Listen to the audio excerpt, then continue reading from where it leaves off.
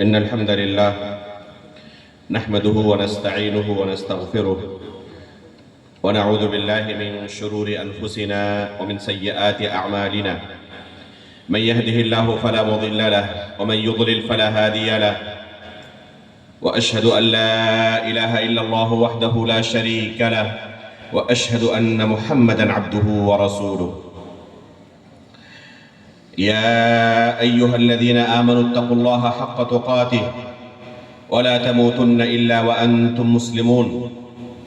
يا أيها الناس اتقوا ربكم الذي خلقكم من نفس واحدة وخلق منها زوجها وبث منهما رجالا كثيرا ونساء، واتقوا الله الذي تساءلون به والأرحام إن الله كان عليكم رقيبا. يا أيها الذين آمنوا اتقوا الله وقولوا قولا سديدا يصلح لكم أعمالكم ويغفر لكم ذنوبكم، ومن يطع الله ورسوله فقد فاز فوزا عظيما. أما بعد، فإن أصدق الحديث كتاب الله، وأحسن الهدي هدي محمد صلى الله عليه وسلم، وشر الأمور محدثاتها، وكل محدثة بدعة، وكل بدعة ضلالة، وكل ضلالة في النار. انتہائی قابل قدر مشائخ کرام، محترم و مکرم احباب جماعت، بزرگان دین و ملت، عزیز دوستوں اور پردہ نشین ماں و بہنوں،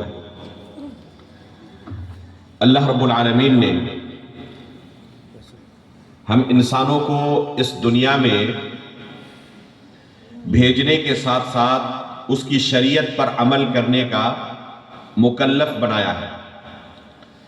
ہر وہ انسان جسے اللہ رب العالمین نے عقل کی نعمت سے نوازا ہے، پاگل اور مجنون نہیں ہے، اسے اللہ کی شریعت پر عمل کرنا، دین پر عمل کرنا ضروری ہے، اس کے اوپر واجب ہے۔ کیسے اللہ رب العالمین کے دین پر عمل کریں، اللہ کی عبادت ہم کیسے کریں تاکہ ہمیں اللہ کی جنت حاصل ہو سکے اور اپنے آپ کو جہنم سے بچا سکے، یہ طریقہ سیکھنے کی ضرورت ہے۔ جب تک ہم عبادت کا طریقہ، عمل کا طریقہ نہیں سیکھیں گے، اپنی عقل سے کوئی بھی طریقہ متعین کر لیں، یہ اللہ رب العالمین کے یہاں قابل قبول نہیں ہے۔ عبادت اسی طرح کرنی پڑے گی جیسے اللہ رب العالمین نے ہمیں حکم دیا ہے، جیسے اللہ رب العالمین نے مشروع قرار دیا ہے۔ اللہ کی شریعت پر ہمیں اسی طرح عمل کرنا ہوگا جیسے اللہ رب العالمین نے ہم سے طلب کیا ہے۔ اپنی طرف سے ہم رائے اور قیاس سے عمل کرنے کا کوئی طریقہ ڈھونڈ نکالیں، عبادت کا کوئی نیا طریقہ ایجاد کریں، یہ اللہ رب العالمین کے یہاں قابل قبول نہیں ہے۔ ہدایت پر چلنے کے لیے پہلے ہدایت کا علم حاصل کرنا، یہ جاننا کہ کون سا راستہ ہدایت کی طرف لے جانے والا ہے اور کون سا راستہ گمراہی کی طرف لے جانے والا ہے، پہلے اس کا علم حاصل کرنا ضروری ہے۔ اگر مجھے پتہ ہی نہیں کہ ان دو راستوں میں سے کون سا راستہ ہدایت کی طرف جاتا ہے، کون سا راستہ گمراہی کی طرف، تو کیا میرے لیے ممکن ہے کہ صرف ہدایت کے راستے پر چلوں، گمراہی کے راستے پر نہ چلوں؟ یہ ممکن نہیں ہوگا۔ یہ علم حاصل کرنا ضروری ہے ہمارے لیے۔ یہ علم حاصل ہم کیسے کریں، ہدایت کے راستے پر کیسے چلیں؟ اللہ رب العالمین نے جب آدم علیہ السلام کو دنیا میں بھیجا، جنت سے ان کو نکالا گیا، تو دنیا میں بھیجتے وقت اللہ رب العالمین نے کیا فرمایا تھا؟ قرآن میں اللہ رب العالمین نے ذکر کیا، فَإِمَّا يَأْتِيَنَّكُم مِّنِّي هُدًى، ہماری طرف سے تمہاری طرف ہدایت جائے گی۔ جب آدم علیہ السلام کو اللہ تعالیٰ نے دنیا میں بھیجا تو کیا کہا؟ دنیا میں جاؤ گے تو تو ہماری طرف سے تم تک ہدایت پہنچے گی. فمن اتبع ہدای فلا یضل ولا یشقی، جو میری ہدایت کی اتباع کرے گا اس کا انجام کیا ہوگا؟ لا یضل ولا یشقی، ایسا بندہ گمراہ نہیں ہوگا، ایسا بندہ بدبخت نہیں ہوگا. سعادت مند اور ہدایت یافتہ ہونے کے لیے کیا کرنا پڑے گا؟ اللہ کی طرف سے جو ہدایت آئی ہے اس ہدایت کی اتباع کرنی ہوگی. واضح ہے یہاں تک؟ اب اللہ کی طرف سے جو ہدایت آئی بندوں کی طرف، جو اللہ رب العالمین نے آدم علیہ السلام کو دنیا میں بھیجتے وقت وعدہ کیا تھا، وہ ہدایت کس شکل میں آئی ہے؟ وہ ہدایت دو شکل میں آئی ہے. ایک، اللہ رب العالمین نے شریعت نازل کی، کتاب نازل کی، اور دوسری اس شریعت کو لوگوں کو سمجھانے کے لیے اللہ کی طرف سے نازل کردہ کتاب لوگوں کو سمجھانے کے لیے اللہ رب العالمین نے بحیثیت معلم انبیاء اکرام کو بھیجا. تو یہ ہدایت دو طریقوں سے انسانوں تک اللہ رب العالمین کی طرف سے پہنچی ہے، کتاب اور معلم کی شکل میں. اللہ کے رسول صلی اللہ علیہ وسلم اس سلسلے کی آخری کڑی ہے. آپ سے پہلے دنیا میں جتنے لوگ آئے اللہ رب العالمین نے ان کی طرف انبیاء اکرام کو بھیجا معلم بنا کر، تاکہ یہ انبیاء لوگوں کو کیا کریں؟ اللہ رب العالمین کا دین سمجھائیں، اور لوگ ان انبیاء اکرام سے اللہ کی شریعت، اللہ کی کتاب، اللہ کا دین سیکھے اور پھر اس پر عمل کر کے اللہ رب العالمین کی جنت حاصل کر سکے. اللہ کے رسول صلی اللہ علیہ وسلم اس سلسلے کی آخری کڑی تھے. آپ کے بعد قیامت تک اب کوئی نبی آنے والا نہیں ہے.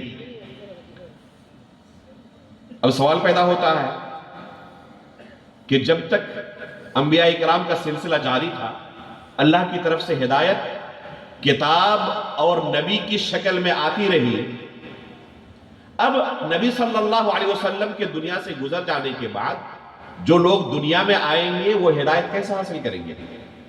اب تو ان کے پاس کوئی نیا نبی نہیں آئے گا، وہ ہدایت کیسے پھر حاصل کریں گے؟ تو قرآن میں اللہ رب العالمین نے بیان کیا، اور رسول اللہ صلی اللہ علیہ وسلم نے اپنی حدیث میں کیا فرمایا اللہ تعالیٰ نے کہ اس کتاب کا وارث ہم اپنے چنندہ بندوں کو بنائیں گے. کتاب اللہ کے وارث کون ہوں گے؟ اللہ رب العالمین کے جو چنندہ بندے ہیں وہ اس کتاب کے وارث ہوں گے. اسی کو رسول اللہ صلی اللہ علیہ وسلم نے اپنی حدیث کے اندر فرمایا کہ علماء انبیاء کے وارث ہوں گے. العلماء ورثۃ الانبیاء. کس چیز کے اندر وارث ہوں گے؟ درہم و دینار میں نہیں، بلکہ علم کے وارث ہوں گے. یعنی اللہ کے رسول صلی اللہ علیہ وسلم کے آنے تک اس دنیا میں جو لوگوں کو دین سکھانے کا طریقہ تھا کہ اللہ کی کتاب انبیاء کرام لوگوں کو سکھاتے تھے، اور لوگ انبیاء کرام سے اللہ کی کتاب اور اللہ کی شریعت سیکھتے تھے اور اس طریقے سے ہدایت کے راستے پر ہوتے تھے. اب نبی صلی اللہ علیہ وسلم کی وفات کے بعد قیامت تک یہی کام ان انبیاء کرام کے وارثین کریں گے، علماء کرام کریں گے. قیامت تک لوگ دین سیکھتے رہیں گے اور سیکھ کر اس دین پر عمل کریں گے. کن سے سیکھیں گے؟ علماء اکرام سے جو انبیاء کے وارث ہیں. قرآن کریم میں اللہ رب العالمین نے رسول اللہ صلی اللہ علیہ وسلم کی بعثت کا مقصد بیان کرتے ہوئے کیا فرمایا؟ وَيُعَلِّمُهُمُ الْكِتَابَ وَالْحِكْمَةَ لَقَدْ مَنَّ اللَّهُ عَلَى الْمُؤْمِنِينَ إِذْ بَعَثَ فِيهِمْ رَسُولًا مِنْ أَنفُسِهِمْ يَتْلُو عَلَيْهِمْ آيَاتِهِ وَيُزَكِّيهِمْ. اس کے بعد کیا کہا؟ وَيُعَلِّمُهُمُ الْكِتَابَ وَالْحِكْمَةَ. اللہ کے رسول کی جو ڈیوٹی تھی وہ یہ ہے کہ لوگوں کو کتاب اللہ کی اور حکمت کی تعلیم دے. تو اللہ کے رسول کیا تھے؟ معلم تھے. اور آپ کے صحابہ کیا تھے؟ متعلم تھے، سیکھنے والے تھے. تو اس طریقے سے صحابہ اکرام نے اللہ کے رسول سے دین کو سیکھا. صحابہ اکرام بہترین عربی زبان سمجھنے والے، لکھنے پڑھنے والے، بولنے والے تھے.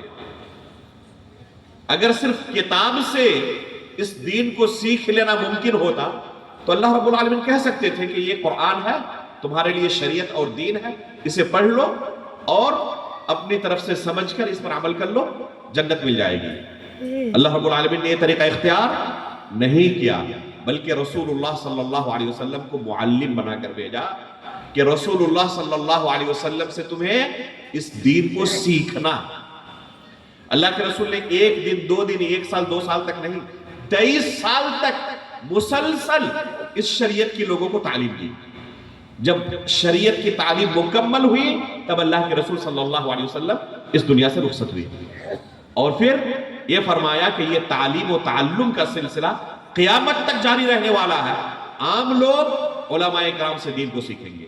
فَاسْأَلُوا أَهْلَ الذِّكْرِ إِن كُنتُمْ لَا تَعْلَمُونَ، جن کے پاس علم نہیں وہ اہل علم سے سوال کر کے ان کے سامنے بیٹھ کر اس علم کو سیکھیں گے تاکہ اللہ رب العالمین کی شریعت پر صحیح طریقے سے عمل کر سکیں۔ تو اللہ کے دین پر صحیح طریقے سے آپ اگر عمل کرنا چاہتے ہیں تو آپ کو یہ دین سیکھنا پڑے گا۔ کن سے سیکھیں گے؟ جن کے پاس اس شریعت کا علم ہے۔ جن کے پاس خود شریعت کا علم نہیں، ظاہر سی بات ہے کہ اندھا دوسروں کو راستہ نہیں دکھا سکتا، فقیر دوسروں کو نہیں دے سکتا، جو خود جاہل ہے کتاب و سنت کا، جس کے پاس علم نہیں، وہ دوسروں کو کتاب و سنت کا علم نہیں دے سکتا۔ اس لیے جب ہم شریعت کو سیکھیں گے، اور شریعت سیکھے بغیر شریعت پر عمل کرنا ممکن نہیں، تو شریعت سیکھنے کے لیے جس معلم کا انتخاب کریں گے اس کے اندر سب سے پہلی صفت ہمیں کیا دیکھنی ہوگی کہ خود اس کے پاس شریعت کا علم ہے یا نہیں، اس نے خود شریعت کا علم حاصل کیا ہے یا نہیں کیا۔ اور شریعت کا علم کیسے حاصل کیا جائے گا؟ کتاب پڑھ کر نہیں، بلکہ 2 طریقوں سے۔ کتاب کے ساتھ معلم کا ہونا ضروری ہے، تو معلم سے کتاب کا علم لیا جائے گا۔ شریعت کا علم کس سے لیا جائے گا؟ معلم سے۔ تو جس کو ہم اپنا معلم بنا رہے ہیں، جس سے شریعت سیکھ رہے ہیں، اس کے اندر سب سے پہلے ہمیں یہ تحقیق کرنے کی ضرورت ہے کہ خود اس نے معلم کے سامنے بیٹھ کر کتاب و سنت کا علم حاصل کیا ہے یا نہیں کیا ہے۔ جس کو ہم نے اپنا معلم بنا لیا، خود وہ ہماری طرح ہی جاہل ہے، اس کے پاس کتاب و سنت کا علم نہیں، اس نے کتاب و سنت کا علم کسی استاد کے پاس بیٹھ کر ایک مدت تک نہیں سیکھا، اس کے پاس کتاب و سنت کا علم نہیں آیا ہے، تو اسے اگر ہم اپنا معلم بنا رہے ہیں تو یہ اسی طرح ہوگا کہ ہم راستہ کسی اندھے سے پوچھ رہے ہیں جو خود نہیں جانتا کہ کون سا راستہ کس طرف جا رہا ہے۔ اور ظاہر سی بات ہے کہ اگر ایسے شخص سے ہمیں راستہ پوچھا تو کبھی بھی ہم مأمون نہیں ہو سکتے کہ اس نے جو ہمیں راستہ بتایا ہے اس راستے پر چلتے ہوئے ہم منزل مقصود تک پہنچ جائیں گے۔ ہم بھٹک سکتے ہیں کسی بھی وقت اگر اندھے سے ہم نے راستہ پوچھ کر اس کی اتباع کرنی شروع کر دی۔ اللہ کے رسول صلی اللہ علیہ وسلم نے اس طریقہ تعلیم کے بارے میں کیا فرمایا؟ تسمعون ویسمع منکم ویسمع ممن یسمع منکم، تم مجھ سے سن کر اس شریعت کو سیکھ رہے ہو اور پھر تم سے بھی اسی طرح سنا جائے گا، یعنی تمہارے بعد کا جو جنریشن ہے وہ تم سے اسی طرح سنیں گے، سیکھیں گے، اور پھر ان کے بعد کا جو جنریشن ہوگا وہ بھی اسی طرح ان سے سن کر ان کے سامنے بیٹھ کر اس شریعت کو سیکھیں گے۔ تو اللہ کے رسول صلی اللہ علیہ وسلم نے علم حاصل کرنے کا طریقہ بھی بیان کیا اور اسی طریقے سے صحابہ اکرام دین کو سیکھتے رہے۔ چنانچہ اللہ کے رسول صلی اللہ علیہ وسلم کے ساتھ سائے کی طرح لگے رہتے تھے دین سیکھنے کے لیے کہ کیسے اس دین پر ہم عمل کریں۔ خود اگر حاضر نہیں ہو پاتے تو اپنے کسی ساتھی کو اللہ کے رسول کے پاس چھوڑ کر جاتے، آپ سنتے رہے، بعد میں آپ سے سن کر سیکھ لوں گا۔ ایک دن میں رہوں گا اللہ کے رسول کے ساتھ، ایک دن آپ رہیں، جس دن میں غائب رہوں گا آپ سن لیں، آپ سے میں سن کر بعد میں سیکھ لوں گا، جس دن آپ غائب رہیں گے مجھ سے سن لیں تاکہ اس پر عمل کر سکیں۔ تو اس طریقے سے صحابہ کرام نے اللہ کے رسول صلی اللہ علیہ وسلم سے علم حاصل کیا۔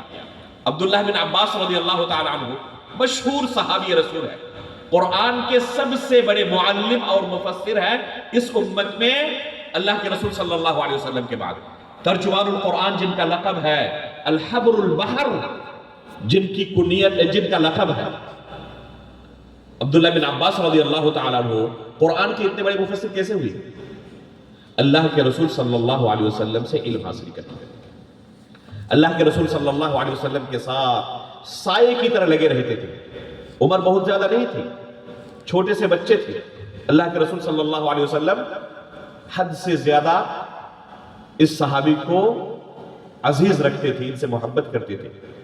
اور عبداللہ بن عباس اللہ کے رسول سے اللہ رب العالمین کی شریعت اور اللہ رب العالمین کا دین سیکھ رہے تھے.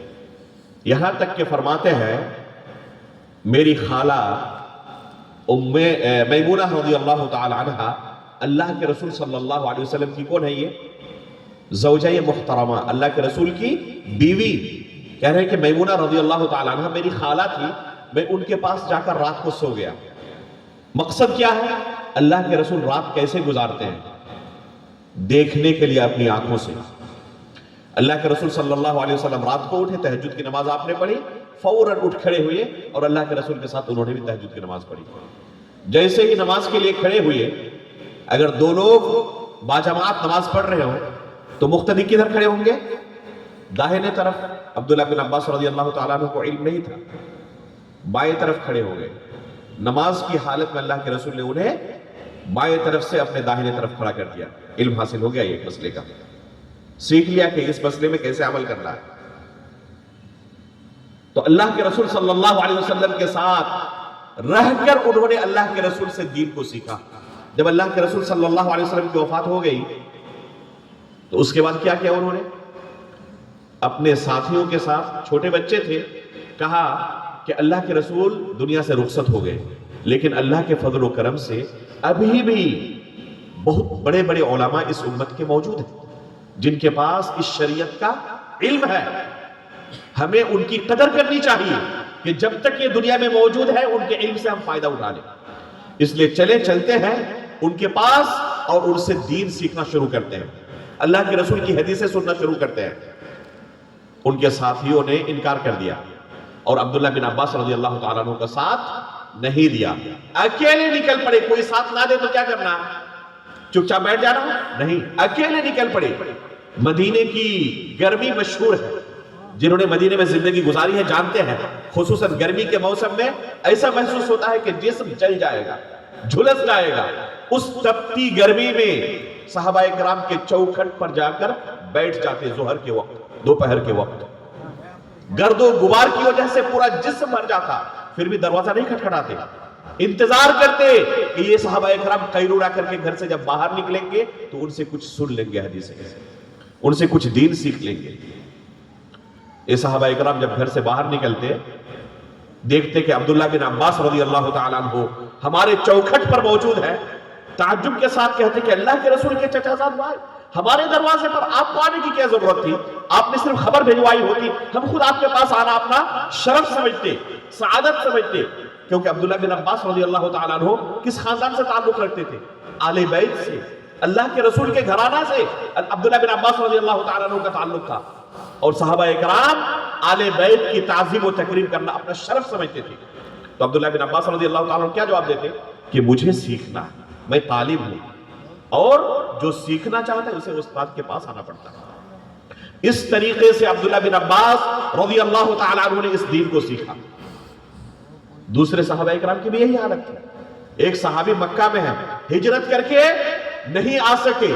قرآن میں اللہ رب العالمین نے ان کو مستضعفین کہا ہے، یعنی بعض ایسے صحابہ اکرام جن کے پاس وسائل نہیں تھے، ابھی بروقت مکہ سے نکلنا، ہجرت کرنا ان کے لیے ممکن نہیں تھا.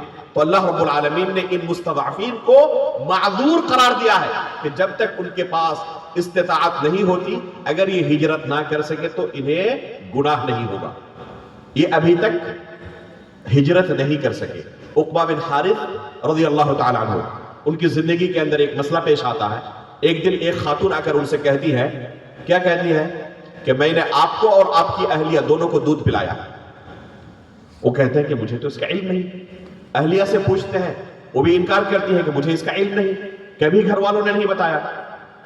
اپنے گھر والوں سے پوچھتے ہیں، وہ بھی لا علمی کا اظہار کرتے ہیں. سسرال جاتے ہیں تحقیق کے لیے، وہ بھی لا علمی کا اظہار کرتے ہیں. ہم میں سے اگر کوئی شخص ہوتا تو کیا کرتا؟ اگر دین کے تعلق سے کوئی مسئلہ پیش آ جائے ہماری زندگی میں، تو آج سب سے پہلے ہم کیا کرتے ہیں؟ موبائل اٹھاتے ہیں، اور سب سے بڑا مفتی ہمارے نزدیک گوگل ہے. مفتی گوگل سے پوچھ لے، جو جواب ملے اس پر عمل کر لے. یہی ہمارا طریقہ ہوتا ہے. زیادہ سے زیادہ کسی نے محنت کر لی، اپنے گاؤں کے امام صاحب سے پوچھ لیا. اور ہم گاؤں کے امام کن کو منتخب کرتے ہیں؟ اچھی طرح جانتے ہیں، جن کو سب سے کم سیلری دینی پڑے، جو صرف کسی طرح نماز پڑھا سکے، شریعت کے مسائل کا علم نہ ہو. یہی ہماری دینی بیداری ہے. اس سے زیادہ دین کے نام پہ ہم نہ محنت کرنا چاہتے ہیں، نہ خرچ کرنا چاہتے ہیں. دوسرے کام کے لیے ہزاروں طریقے ہمارے پاس، خرچ بھی کریں گے، محنت بھی کریں گے، لیکن دین کے نام پہ نہ خرچ کر سکتے ہیں، نہ محنت کر سکتے ہیں. میرے بھائیوں، مسجد کا امام ایسے شخص کو بنائے جن کے پاس شریعت کا علم ہو، وہ آپ کو شریعت سکھا سکے. جیسے آپ چاہتے ہیں اپنے جسمانی علاج کے لیے سب سے اچھے ڈاکٹر کے پاس جائیں، اسی طریقے سے دین کے لیے ایسے شخص کا انتخاب کریں جن کے پاس حقیقت میں کتاب و سنت کا علم ہو، ٹھوس علم ہو. انہوں نے کیا کیا؟ عقبہ بن حارث رضی اللہ تعالیٰ عنہ نے مکہ سے مدینے تک کا سفر کیا، صرف اپنے ایک مسئلے کو حل کرنے کے لیے. اور اللہ کے رسول صلی اللہ علیہ وسلم کے پاس پہنچے مدینہ، جا کے اپنے مسئلے کو پیش کیا. اللہ کے رسول صلی اللہ علیہ وسلم نے کیا کہا؟ کیف وقد قیل.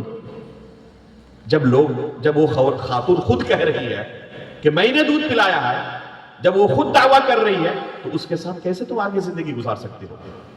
اگر خود سے اجتہاد کرتے اور قرآن پڑھ کر مسئلے کا حل نکالنے کی کوشش کرتے، تو قرآن میں تو اللہ تعالیٰ نے گواہی کا جو نظام بیان کیا ہے، جو قانون بیان کیا، وہ کیا ہے؟ 2 مرد جب تک گواہی نہ دے تب تک گواہی قبول نہیں کی جائے گی. اور اگر خاتون ہو تو، عورت ہو تو کیا ہے؟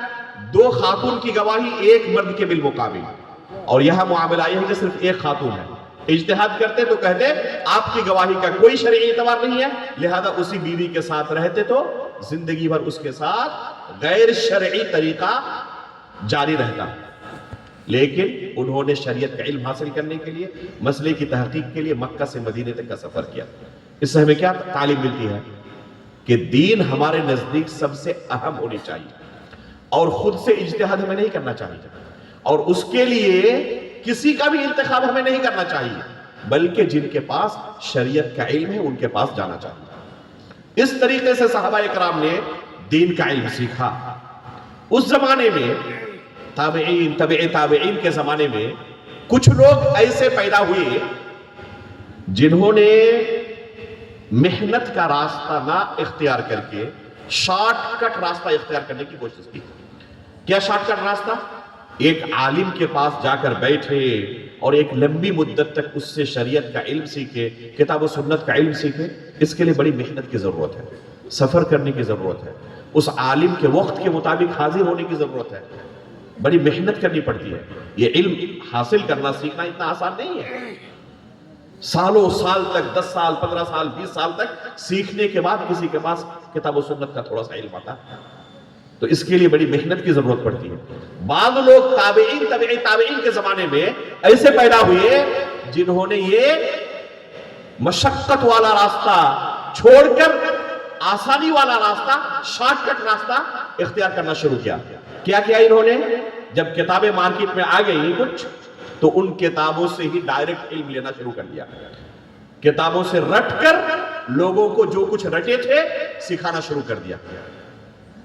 جب یہ صورتحال پیدا ہوئی تو علماء سلف نے، تابعین، تبع تابعین نے سختی کے ساتھ اس فتنے کا سدباب کیا، روکا اسے کہ یہ ایک عظیم فتنہ ہے، یہیں پر اسے دفن کرنا چاہیے. اگر لوگ اس طریقے سے کتاب سے رٹ کر لوگوں کو دین سکھانا شروع کر دیں تو ظاہر سی بات ہے کہ اللہ کی شریعت پر قدم قدم پر الزام لگائیں گے، تہمت لگائیں گے. یہ صحیح شریعت اللہ کی لوگوں کو نہیں سکھا سکتے. چنانچہ انہوں نے کیا کہنا شروع کیا؟ لا تأخذ العلم الا عمن شهد له بالطلب. ایسے کسی شخص سے تم علم حاصل نہ کرو جس کے بارے میں تمہیں یہ پتا نہ ہو کہ وہ ایک زمانے میں طالب علم تھا. اگر کوئی ٹیچر آج ہے تو اس کا اس سے کا جو ماضی ہے، اس سے پہلے خود وہ اسٹوڈنٹ رہ چکا ہو. ایسا ممکن نہیں ہے کہ کوئی شخص کبھی اسٹوڈنٹ رہنے رہا اور اچانک ٹیچر بن جائے گا، ممکن ہے یہ؟ کیا کہتے تھے؟ لا تأخذ العلم الا عمن شهد له بالطلب، جس کے بارے میں گواہی دی جاتی ہو، معروف ہو کہ ایک لمبی مدت تک یہ خود طالب علم تھا، مشائخ کے پاس، اساتذہ کے پاس، علماء کے پاس بیٹھا کرتا تھا، اور اس کے بعد آج عالم بن کر لوگوں کو سکھا رہا ہے، معلم بن کر سکھا رہا ہے۔ تو ایسے شخص سے سیکھو دین کو، اور جس کے بارے میں تمہیں پتہ ہی نہ ہو کہ ان کا استاد کون ہے، کس سے انہوں نے دین کو سیکھا، تو ایسے شخص سے علم حاصل نہ کرو۔ یہی نتیجہ ہوا کہ جب انہوں نے سختی کے ساتھ پابندی لگائی اس پر، لوگوں کے درمیان بیداری پیدا کی کہ ایسے شخص دین کو نہ سیکھو جو خود کبھی طالب علم نہیں رہا ہے، جس کے اساتذہ نہیں ہے، ڈائریکٹ بلا اساتذہ کے کتاب سے علم حاصل کر کے ان لوگوں کے سامنے کھڑے ہو کر معلم کی حیثیت سے دین سکھا رہے ہیں، تو لوگوں نے ان کا کیا کرنا شروع کیا؟ بائیکاٹ کرنا شروع کیا۔ اور یہ لوگوں کے پاس آتے دین سکھانے کے لیے، لیکن لوگ کیا کرتے؟ دوسرا راستہ اختیار کر کے ان سے اعراض کر کے کٹ کر کے چلے جاتے، ان سے علم نہیں لیتے تھے۔ اس صورتحال کو امام مسلم رحمہ اللہ نے اپنی صحیح کے مقدمے کے اندر ذکر کیا ہے۔ ابو الزناد رحمہ اللہ یہ کون ہے؟ تابعی ہے، یہ تابعی ہے جنہوں نے کبار تابعین سے اور صحابہ اکرام سے دین کو سیکھا تھا۔ کہتے ہیں ادرکت بالمدینۃ مئۃ کلہم مأمون لا یؤخذ عنہم العلم یقال لیس من اہلہ۔ مدینے کے اندر صورتحال ایسی تھی، جو علم کا مرکز تھا اس زمانے میں، مدینہ اس زمانے میں کیا تھا؟ علم کا مرکز تھا، تمام کے تمام علماء مدینے کے اندر موجود تھے، صحابہ اکرام تابعین اعظم مدینے کے اندر موجود تھے۔ کہتے ہیں کہ مدینے کے اندر میں نے ایک دو نہیں 100 لوگوں کو، اور یہ کثرت کو بیان کرنا مقصود ہے، بالتحدید عدد بیان کرنا مقصود نہیں ہے، اگر عدد بھی مان لے تو 100 کی تعداد کم نہیں ہے، بہت بڑی تعداد ہے یہ۔ کہتے ہیں کہ میں نے مدینے کے اندر 100 لوگوں کو پایا جو انتہائی امانت دار تھے، چور، اچکے، ڈاکو، زانی، شرابی نہیں تھے، امانت دار تھے، متقی و پرہیزگار تھے۔ ان کی دینداری پر کلام نہیں کر سکتے آپ، لیکن لا یؤخذ عنہم العلم، یہ لوگوں کو علم سکھانا چاہتے تھے اور لوگ ان سے بھاگ جاتے تھے، ان سے علم نہیں لیتے تھے۔ بیداری کا نتیجہ دیکھیں، ان لوگوں کو سکھانا چاہتے تھے لیکن لوگ بھاگتے تھے، ان سے علم نہیں لیتے تھے۔ کیوں؟ یقال لیس من اہلہ، کہا جاتا کہ یہ اہل علم میں سے نہیں ہے، ہم اہل علم سے علم کو لیں گے اور یہ اہل علم میں سے نہیں۔ امام مالک رحمہ اللہ اس کا سبب بیان کرتے ہوئے کہتے ہیں، اور امام مالک کس دور کے ہیں؟ 179 ہجری کے اندر ان کی وفات ہو چکی ہے، دوسری صدی ہجری کے عالم ہیں، جنہوں نے علم کن سے سیکھا؟ تابعین، تابع تابعین سے۔ کہتے ہیں امام مالک رحمہ اللہ کہ ان کا جرم کیا تھا؟ یہ جب خود لوگوں کو سکھانا چاہتے تھے پھر بھی لیکن لوگ سیکھتے تھے، کہتے ہیں کیونکہ انہوں نے کتابوں سے علم کو رٹ لیا تھا، اساتذہ کے سامنے بیٹھ کر اس علم کو حاصل نہیں کیا تھا۔ تو یہ تھا سلف کے یہاں علم کے بارے میں بیداری کہ کن کو ہم اپنا معلم بنائیں گے، کن سے دین سیکھیں گے؟ جنہوں نے ایک لمبی مدت تک اساتذہ کے سامنے بیٹھ کر کتاب و سنت کا علم حاصل کیا۔ اگر یہ طریقہ انہوں نے نہ اپنایا ہے اور بلا ٹھوس علم کے لوگوں کے سامنے دین سکھانے کے لیے کھڑے ہو گئے، تو ایسے لوگوں کے بارے میں کیا کیا جائے؟ ان کی تعظیم و توقیر کی جائے، ان کا احترام کیا جائے اور ان سے دین سیکھنے لگے؟ نہیں۔ اللہ رب العالمین نے قرآن کریم کے اندر کیا کہا ہے؟ قل انما حرم ربی الفواحش ما ظهر منها وما بطن والاثم والبغي بغير الحق وان تشركوا بالله ما لم ينزل به سلطانا وان تقولوا على الله ما لا تعلمون۔ اللہ رب العالمین نے اس آیت کے اندر، علامہ ابن قیم رحمہ اللہ فرماتے ہیں کہ جو حرام چیزیں ہیں نا ان کو بتدریج بیان کیا ہے، اسٹیپ بائی اسٹیپ بیان کیا ہے۔ سب سے پہلے چھوٹے گناہ کو، اس کے بعد جو بڑا ہے، اس کے بعد جو بڑا ہے، اس کے بعد بڑا ہے، اور آخر میں کیا کہا؟ شرک کا تذکرہ کیا۔ قل انما حرم ربی الفواحش ما ظهر منها وما بطن والاثم والبغي بغیر الحق۔ ان گناہوں کا تذکرہ کرنے کے بعد بڑے گناہ کا سب سے وَأَن تُشْرِكُوا بِاللَّهِ مَا لَمْ يُنَزِّلْ بِهِ سُلْطَانًا، اور شرک کے بعد کس کا؟ وَأَن تَقُولُوا عَلَى اللَّهِ مَا لَا تَعْلَمُونَ۔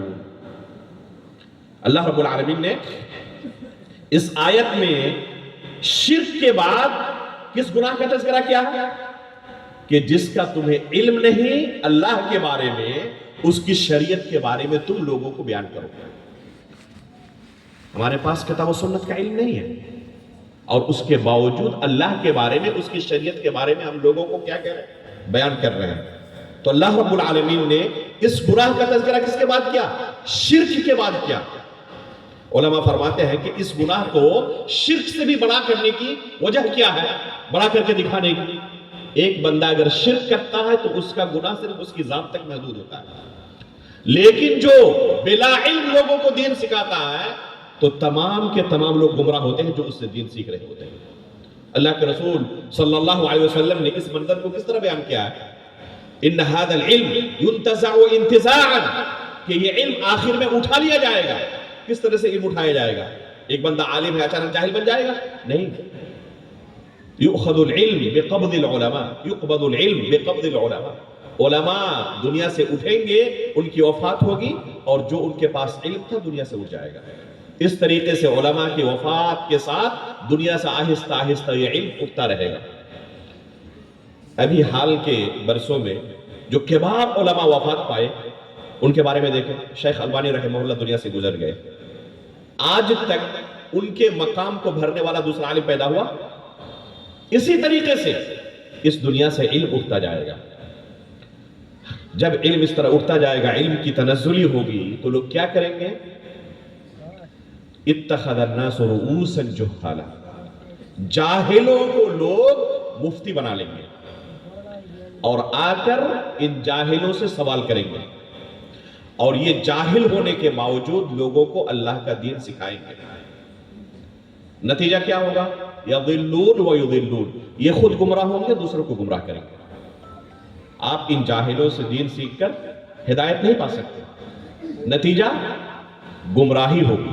اور دین کے بارے میں اگر کوئی ہدایت پر عمل نہ کرے، گمراہی پر چلے، تو اللہ رب العالمین کی جنت اسے نہیں مل سکتی۔ جنت کسے ملے گی؟ جو ہدایت کے راستے پر چلے گا۔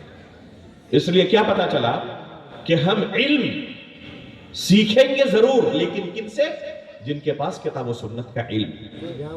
اگر کتاب و سنت کا اس کے پاس علم نہیں تو ہمارے لیے جائز نہیں کہ اسے ہم اپنا معلم بنائیں، اور اس کے لیے بھی جائز نہیں کہ کتاب و سنت کا علم حاصل کرنے سے پہلے ہم لوگوں کے سامنے کھڑے ہو جائیں اور لوگوں کو دین سکھانا شروع کریں۔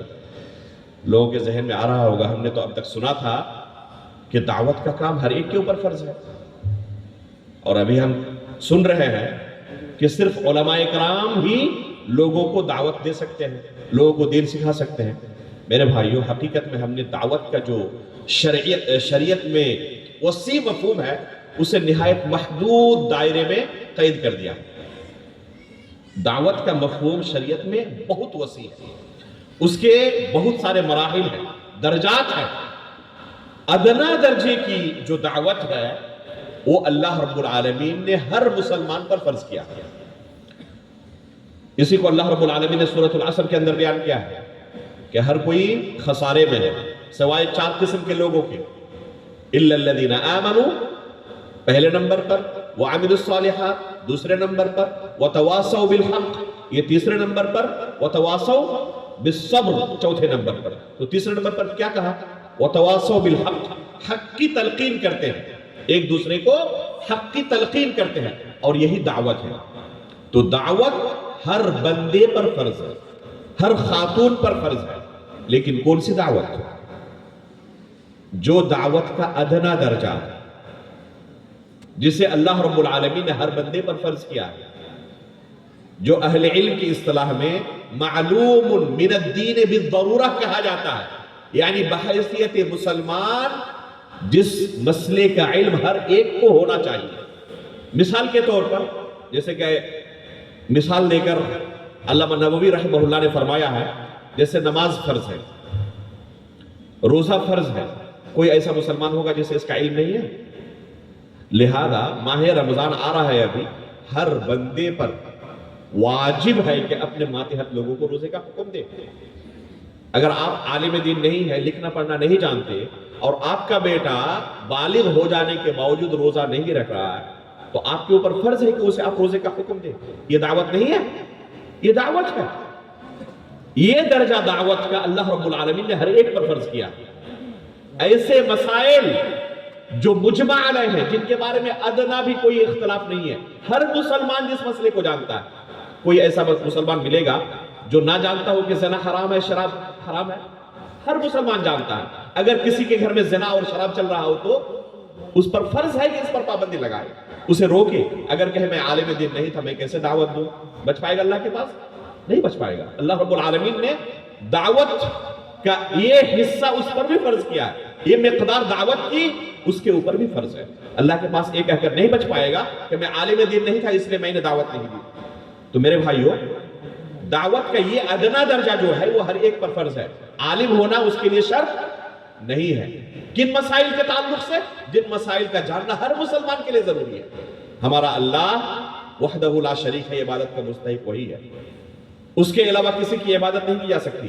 ہر مسلمان کے لیے جاننا ضروری ہے نہیں ہے؟ اگر کوئی شخص دیکھے شرک کرتے ہوئے کسی کو اور وہ کہے میں عالم دین نہیں ہوں، میں کیسے روکوں، میں کیسے بتاؤں؟ نہیں بچ پائے گا اللہ کے پاس. اسے بتانا پڑے گا. یہ دعوت کا ادنا درجہ. اللہ کے رسول صلی اللہ علیہ وسلم نے کیا فرمایا؟ مروا اولادکم بالصلاۃ وہم ابناء 7. جب تمہارے بچے 7 سال کی عمر کو پہنچ جائیں نماز کا حکم دو. یہ صرف علماء کے لیے کہا اللہ کے رسول نے یا ہر ایک کے لیے کہا؟ ہر ایک کے لیے. تو جو والد اپنے بچے کو نماز کا حکم دے رہا ہے وہ دعوت نہیں کر رہا ہے، دعوت کا کام کر رہا ہے. یہ فرض ہے اس کے اوپر. اب اگر کوئی شخص کہے کہ دعوت کا یہ کام جب میں کر سکتا ہوں تو جو اس کا اعلیٰ درجہ ہے، وہ اعلیٰ درجہ کیا ہے؟ اسٹیج سنبھالنا، ممبر سنبھالنا اور لوگوں کو قرآن و حدیث کا علم دینا. یہ کام بھی میں کر سکتا ہوں. تو ظاہر سی بات ہے کہ اس کی غلط فہمی ہے.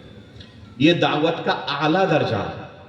اس لیول پر اگر آپ دعوت کا کام کرنا چاہتے ہیں تو آپ کو پہلے اہل علم کے پاس بیٹھ کر ایک مدت تک کتاب و سنت کا علم حاصل کرنا پڑے گا. اس کے بعد آپ اہل ہوں گے دوسروں کو دین سکھانے کے لیے. تو اگر آپ لوگوں کو قرآن و سنت سکھانا چاہتے ہیں، شریعت سکھانا چاہتے ہیں، تو پہلے آپ کو خود سیکھنا پڑے گا. اور اس سے پہلے اگر آپ نے لوگوں کے سامنے اپنے آپ کو پیش کرنا شروع کیا، آپ کے پاس علم نہیں کتاب و سنت کا، اساتذہ کے سامنے بیٹھ کر آپ نے علم حاصل نہیں کیا، اس کے باوجود لوگوں کے سامنے پیش کیا، تو اس لیول پر کام کرنے کے لیے جو شرط تھی اس شرط کو آپ نے نظر انداز کیا اور اپنے درجے سے بڑھ کر آپ نے دعوت کا کام کرنا شروع کیا ہے. اب یہ آپ کے لیے جائز نہیں ہے. اس لیول پر کام کرنے کے لیے آپ کے لیے شرط تھا کہ پہلے آپ کتاب و سنت کا علم حاصل کرتے علماء کے پاس، اس کے بعد لوگوں کو دین سکھاتے. لیکن آپ نے اسے نظر انداز کیا اور لوگوں کے سامنے کھڑے ہو گئے، خود آپ کے پاس کتاب و سنت کا علم نہیں اور لوگوں کو دین سکھانے کا. تو یہ چیز کیا ہے؟ وَأَن تَقُولُوا عَلَى اللَّهِ مَا لَا تَعْلَمُونَ. اللہ کی شریعت کے بارے میں، اللہ کے بارے میں ایسی چیز کہو جس کا تمہیں خود علم نہیں ہے. تو یہ انتہائی سخت جرم. علامہ بغوی رحمہ اللہ اس آیت سے استدلال کرتے ہوئے کیا کہتے ہیں کہ جو لوگوں کو کتاب و سنت کا علم سکھائیں گے نا، جو لوگوں کو دین سکھائیں گے، اس کے لیے ضروری ہے کہ خود اس کے پاس کتاب و سنت کا ٹھوس علم ہو، تب وہ اہل ہو سکتے ہیں لوگوں کو دین سکھانے کے لیے. لیکن اس کے پاس خود علم نہیں ہے تو وہ اہل نہیں ہے لوگوں کو دین سکھائے. اگر کوئی شخص اس کے باوجود یہ کوشش کر رہا ہے تو وہ کوئی اچھا کام نہیں کر رہا، وہ اپنے حد سے تجاوز کر رہا ہے اور یہ انتہائی سخت جرم ہے، کیونکہ وہ اللہ رب العالمین کی شریعت پر لا علمی کی بنا پر قدم قدم پر تہمت لگائے گا، الزام لگائے گا. اور یہ اللہ رب العالمین کی شریعت پر الزام لگانا، تہمت لگانا انتہائی سخت جرم ہے. اگر کوئی شخص ایسے شخص کو اسٹیج فراہم کرتا ہے، اس کے لیے راستے ہموار کرتا ہے، لوگوں کے سامنے ایسے شخص کو پیش کرتا ہے جس کے پاس کتاب و سنت کا علم نہیں ہے، جنہوں نے کتاب و سنت کا علم اہل علم سے حاصل نہیں کیا ہے، تو علامہ ابن قیم رحمہ اللہ فرماتے ہیں کہ ایسا بندہ بھی گناہ کے اندر شریک ہے. صرف وہ بردر اور داعی کتاب و سنت کا جس نے علم حاصل نہیں کیا، اس کے باوجود لوگوں کے سامنے کھڑا ہو رہا ہے، صرف وہی مجرم نہیں ہے بلکہ اس جرم کے اندر وہ بھی شریک ہے جو اس کے لیے راستے ہموار کرتا ہے اور اسے اسٹیج سونپتا ہے. میں ذمہ دار ہوں ایک مسجد کا، میں ذمہ دار ہوں ایک جلسے کا، اور میں نے داعی کے طور پر معلم کے طور پر کس کا انتخاب کیا؟ ایسے شخص کا جو برادر ہے، جس نے کتاب و سنت کا علم حاصل اپنے اساتذہ سے نہیں کیا. تو جس طرح وہ مجرم ہے، اس جرم کے اندر شریک میں بھی. اور جو لوگ ایسے لوگوں کو اپنا معلم بناتے ہیں، وہ بھی غلط راستہ اختیار کرنے کی وجہ سے اللہ کے پاس پکڑے جائیں گے. تو پتہ کیا چلا کہ ہمیں دین سیکھنا جن سے ہے ان کے بارے میں پہلی تحقیق ہماری کیا ہونی چاہیے کہ انہوں نے خود اہل علم کے سامنے، اساتذہ کے سامنے بیٹھ کر ایک لمبی مدت تک کتاب و سنت کا علم حاصل کیا ہے یا نہیں کیا ہے. دوسری شرط یہ ہونی چاہیے پہلی شرط کے بعد کہ وہ عالم تو ہے، کتاب و سنت کا گہرا علم اس کے پاس ہے، لیکن صحیح دین کی تعلیم دیتا ہے یا بگڑے ہوئے دین کی تعلیم دیتا ہے. کیونکہ بے شمار لوگ جب سے اس امت کے اندر فتنوں کا دخول ہوا ہے، ایسے لوگ پائے گئے جو اللہ رب العالمین کے دین کو بگاڑ کر لوگوں کے سامنے پیش کرتے ہیں. علی رضی اللہ تعالیٰ عنہ کے زمانے سے ہی یہ فتنے داخل ہو گئے تھے اس امت کے اندر. کچھ لوگ ایسے پیدا ہوئے جنہوں نے علی رضی اللہ تعالیٰ عنہ کے سامنے سجدہ کر دیا اور کیا کہنے لگے کہ آپ ہی ہمارے اللہ ہیں، نعوذ باللہ من ذالک. علی رضی اللہ تعالیٰ عنہ نے ان لوگوں کو کیا کیا تھا؟ سب کو زندہ جلا ڈالا تھا. کچھ لوگ ایسے پیدا ہوئے جنہوں نے صحابہ اکرام کو اور تابعین کو کافر کہنا شروع کیا اور ان کا خون حلال سمجھنے لگے. یہ خوارج کی جماعت تھی. علی رضی اللہ تعالیٰ عنہ نے جنگ نہروان کے نام سے جو مشہور جنگ ہے، انہی خوارج کے خلاف لڑی تھی. کچھ لوگ ایسے پیدا ہوئے، صحابہ اکرام موجود ہیں دنیا میں، جنہوں نے تقدیر کا انکار کرنا شروع کیا. کچھ لوگ ایسے پیدا ہوئے جنہوں نے اللہ رب العالمین کی صفات کا انکار کرنا شروع کر دیا، صفت کلام کا انکار کرنا شروع کیا. قرآن کے بارے میں یہ کہنے لگے کہ یہ قرآن مخلوق ہے اللہ رب العالمین کی دوسری مخلوقات کی طرح. سلف صالح نے کیا کہا کہ یہ کفریہ عقیدہ ہے، اگر کوئی قرآن کو مخلوق کہے گا تو کافر ہو جائے گا. تو جو شخص صحیح دین کا پرچار نہ کرے، عالم تو ہے لیکن منہج سلف کے مطابق لوگوں کو اللہ رب العالمین کا دین نہیں سکھاتا بلکہ بے شمار بدعتیں لوگوں کو سکھاتا ہے، تو ایسے شخص سے بھی ہمیں دور رہنے کی ضرورت ہے. صرف عالم ہو جانا کافی نہیں ہے کہ اس نے ایک لمبی مدت تک اہل علم سے علم کو حاصل کیا ہے، کتاب و سنت کا علم حاصل کیا ہے، بلکہ ساتھ میں دوسری اہم شرط یہ ہے کہ وہ اصل دین کی تعلیم دے رہا ہو، جو دین اللہ کے رسول نے اپنے صحابہ کو سکھایا تھا، صحابہ نے تابعین کو سکھایا تھا. اگر اس اصل اوریجنل دین کی تعلیم دے رہا ہے تو اس سے ہم دین سیکھ سکتے ہیں. لیکن اگر سکھانے والے کے، معلم کے عقیدہ و منہج سے ہم واقف نہیں ہیں، اسے نہیں جانتے کہ پتہ نہیں کون سا دین سکھاتا ہے. صحابہ کرام کا طریقہ کیا تھا ایسے لوگوں کے ساتھ؟ ان سے بھی سیکھنے لگتے. ابھی میں نے ذکر کیا آپ کے سامنے عبداللہ بن عباس رضی اللہ تعالیٰ عنہ کا واقعہ. کیا کرتے تھے؟ مدینے کی تپتی گرمی میں جسم جھلس جائے، جسم گرد و غبار سے بھر جائے، پھر بھی صحابہ اکرام کے چوکھٹ پر جاتے تھے ان کے پاس علم حاصل کرنے کے لیے. لیکن جب فتنوں کا دور شروع ہوا اور بہت سارے ایسے لوگ بھی دین سکھانے لگے جنہوں نے دین کے نام پر بدعتوں کی تعلیم دینی شروع کی، اصل دین نہیں، بگڑے ہوئے دین کو لوگوں کو سکھانا شروع کیا، تب عبداللہ بن عباس رضی اللہ تعالیٰ عنہ کا حال دیکھیں، ان کا منہج دیکھیں. بشیر بن کعب العدوی نام کا ایک شخص، یہ واقعہ صحیح مسلم کے مقدمے کے اندر موجود ہے. عبداللہ بن عباس رضی اللہ تعالیٰ عنہ کے پاس یہ شخص آیا اور انہوں نے اللہ کے رسول کی حدیثیں سنانا شروع کر دیا.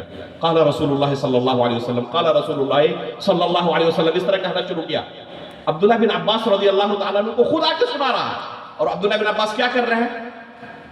انسنا کر رہے ہیں، توجہ ہی نہیں دے رہے اس کی طرف، بالکل بھی انسنا کر دے رہے ہیں. اگر آپ سے کوئی شخص کلام کرے یا آپ کسی شخص کو کوئی چیز سنائے اور اس کی توجہ آپ کی طرف نہ ہو، دوسری طرف دیکھ رہا ہے اور آپ اس کو سنانا چاہتے ہیں، آپ کو کیسا لگے گا؟ وہ شخص سنانے کے لیے مرا جا رہا ہے اور عبداللہ بن عباس رضی اللہ تعالیٰ عنہ بالکل توجہ نہیں دے رہے.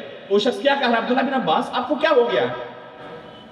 میں آپ کو اللہ کے رسول کی حدیثیں سنا رہا ہوں لیکن آپ میری طرف توجہ ہی نہیں دینا چاہتے. تو انہوں نے کیا کہا؟ سنے پھر سبب کیا. خود ہماری زندگی میں ایک وقت ایسا گزر چکا ہے کہ جب ہم کسی کو صرف قال رسول اللہ کہتے ہوئے سنتے نا، ہمارے کان کھڑے ہو جاتے، کس کے پاس اللہ کے رسول کی حدیث ہے؟ ابتدرت الیہ ابصارنا واسغینا الیہ بآذاننا، ہماری آنکھیں تلاشنے لگتی اس کو کہ کس کے پاس اللہ کے رسول کی حدیث ہے، ہمارے کان کھڑے ہو جاتے، جا کر اس کے سامنے اپنا کان لگا دیتے اور کہتے کہ آپ سنائیں اللہ کے رسول کی حدیث ہم نہیں سنیں۔ یہ حالت ہماری تھی ایک زمانے میں، لیکن فلما راکب الناس الصعب والذلول، جب سے لوگوں نے علم گلم ہر طرح کی چیز اللہ کے رسول کی طرف نسبت کرنا شروع کر دی ہے، اصل دین کی صرف تعلیم نہیں دیتے، ڈپلیکیٹ دین بھی لوگوں کو سکھانا شروع کر دیا ہے، تو اب ہم اپنے دین کو لے کر محتاط ہو چکے ہیں، الرٹ ہو چکے ہیں۔ اب ہر ایک سے ہم دین نہیں سیکھتے، اسی سے سیکھتے ہیں جس کے بارے میں جانتے ہیں کہ یہ صحیح دین سکھاتا ہے۔ صحابہ کرام کو اللہ کے رسول نے جو دین سکھایا تھا وہی دین سکھا رہا ہے، بس اسی سے ہم اب دین سیکھتے ہیں، ہر ایک سے نہیں سیکھتے۔ تو یہ صحابہ کرام کا منہج ہے کہ ہر شخص جو دین کے نام پہ آپ کے سامنے کھڑا ہو جائے سکھانے کے لیے، اس سے ہم نہیں سیکھ سکتے جب تک کہ اس کے عقیدے و منہج کے بارے میں واقف نہ ہو کہ صحیح دین سکھا رہا ہے یا غلط دین سکھا رہا ہے۔ پہلے آپ اچھی طرح چیک کر لیں۔ امام ابن سیرین رحمہ اللہ کیا کہتے ہیں؟ لم يكونوا يسألون عن الاسناد فلما وقعت الفتنة قالوا سموا لنا رجالكم فينظر إلى أهل السنة فيؤخذ حديثهم وينظر إلى أهل البدع فلا يؤخذ حديثهم۔ جزاک اللہ خیر، بارک اللہ فیک۔ امام ابن سیرین رحمہ اللہ کیا فرماتے ہیں کہ جب تک فتنوں کا ظہور نہیں ہوا تھا تب تک لوگ اپنے دین کو لے کر بالکل مأمون تھے، کسی سے بھی دین سیکھنا چاہتے تھے ان سے جا کر دین سیکھتے تھے، تمیز نہیں تھی کہ یہ صحیح دین سکھا رہا یہ غلط دین سکھا رہا۔ لیکن جیسے ہی فتنوں کا ظہور ہوا، فلما وقعت الفتنہ، اس جملے کے بارے میں تمام سلف صالحین کا اجماع ہے کہ اس سے مراد عثمان غنی رضی اللہ تعالیٰ عنہ کا قتل ہے۔ عثمان غنی رضی اللہ تعالیٰ عنہ کو جب شہید کیا گیا تو اس کے بعد فتنوں کا ظہور ہوا، بہت سارے لوگ مارکیٹ میں آ گئے، میدان میں آ گئے، جو علم گلم چیزیں اللہ کے رسول کی طرف منسوب کرنے لگے۔ تب کیا ہوا؟ ابن سیرین رحمہ اللہ فرماتے ہیں یقالو، کہا جانے لگا کہ یہ اہل سنت میں سے یا اہل بدعت میں سے، فینظر الی اہل السنت فیؤخذ حدیثہ وینظر الی اہل البدع فلا یؤخذ حدیثہ۔ دیکھا جاتا کہ بندہ اہل سنت میں سے ہے یا اہل بدعت میں سے ہے۔ ذرا غور کریں یہ زمانہ کون سا ہے؟ علی رضی اللہ تعالیٰ عنہ کی خلافت کا زمانہ ہے، عثمان غنی رضی اللہ تعالیٰ عنہ کی وفات کے بعد، جب بے شمار صحابہ کرام اس دھرتی پر موجود تھے، تابعین اس دھرتی پر موجود تھے، اس زمانے کی بات ہے۔ اہل سنت اور اہل بدعت کے درمیان تمیز کرتا ہے۔ آج لوگ کہتے ہیں کہ یہ نیا منہج کو کہاں سے ان لوگوں نے لایا ہے؟ میرے بھائیوں، آپ صحیح مسلم کا مقدمہ اٹھائے، یہ تفریق اہل سنت اور اہل بدعت کی آج کے مولویوں کی ایجاد نہیں ہے۔ امام ابن سیرین رحمہ اللہ اس کو ذکر کر رہے ہیں۔ یہ کب کی بات ہے؟ جب اس دنیا میں بے شمار صحابہ اکرام اور تابعین موجود تھے۔ جب لوگوں نے ڈپلیکیٹ دین لوگوں کو سنانا اور سکھانا شروع کیا تو کیا ہوا؟ اہل سنت اور اہل بدعت میں تمیز کی جانے لگی۔ اہل سنت میں سے ہے ان سے سیکھو دین، اہل بدعت میں سے ہے ان سے دور بھاگو۔ یہ صحیح مسلم کے مقدمے کے اندر ہے۔ خود ابن سیرین رحمہ اللہ کا حال کیا ہے؟ ایک شخص ان کے پاس آیا اور انہیں کچھ سنانے کی کوشش کرنے لگا۔ ابن سیرین رحمہ اللہ نے کہا کہ ہم آپ سے نہیں سن سکتے۔ کہا کہ یا تو آپ باہر نکلے یا ہم یہاں سے چلے جاتے ہیں۔ انہوں نے پہلی کوشش کی اللہ کے رسول کی حدیثیں سنانے کی۔ جب انکار کر دیا تو کہا کہ ایک کام کریں، اگر حدیث سننے میں آپ کو ڈر لگ رہا ہے کہ ہم اپنی طرف سے کچھ ملا سکتے ہیں، کچھ حذف و اضافہ کر سکتے ہیں، تو قرآن ہی کچھ سن لیں۔ تو انہوں نے کہا کہ ہم آپ سے قرآن بھی نہیں سننا چاہتے، ہم آپ سے قرآن بھی نہیں سننا چاہتے۔ یہ کون ہے؟ ابن سیرین رحمہ اللہ، جن کی وفات 110 ہجری میں ہو چکی ہے، جن کے اساتذہ کون ہیں؟ کبار صحابہ جن کے اساتذہ ہیں۔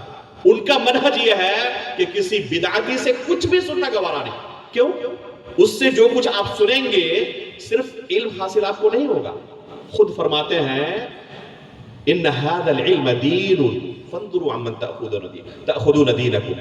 یہ جو دین علم تم حاصل کر رہے ہو نا، یہ علم تمہارا دین بن جائے گا اور اسی دین پر تمہاری زندگی گزرے گی۔